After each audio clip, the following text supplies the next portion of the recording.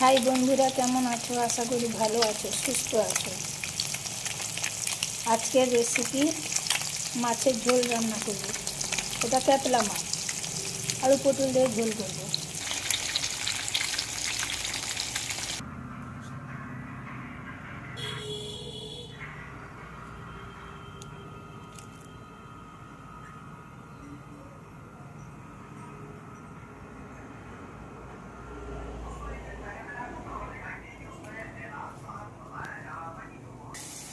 রান্না করার জন্য আমি পেঁয়াজটা লাল করে ভেজে নিয়েছি। আদা রসুন বাটা দিয়ে দিলাম। আদা রসুন বাটাটাকে আমি একটু ভেজে নেব ভালো করে। তারপর এক এক করে সব মশলা দিয়ে দেবো।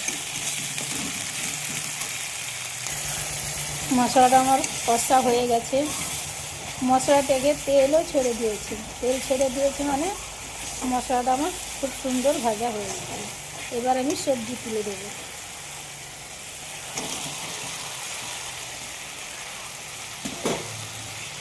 সবজিটা দিয়েছি, এবার একটু নাড়বো। একটু নাড়ার পর জল দিয়ে দেবো।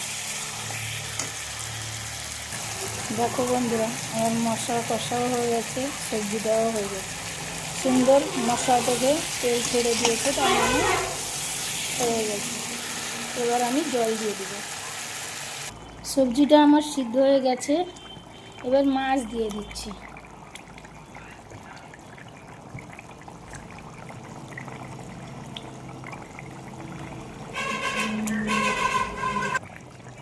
মাছটা দিয়েছি, আর একটু ফোটাবো তরকারিটাকে।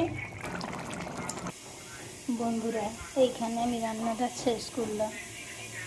বৃষ্টি ভেজা দুপুরে অনেক অনেক শুভেচ্ছা ও ভালোবাসা রইল তোমাদেরকে। রান্নাটা যদি ভালো লেগে থাকে তোমাদের, লাইক কমেন্ট করে দিও। পুরো ভিডিওটা দেখো, ঠেলে দিও না। আমি কিন্তু সবার ভিডিও পুরোটাই দেখি, ঠেলা মারি না। অনেক অনেক শুভেচ্ছা রইল। শুভ দুপুর।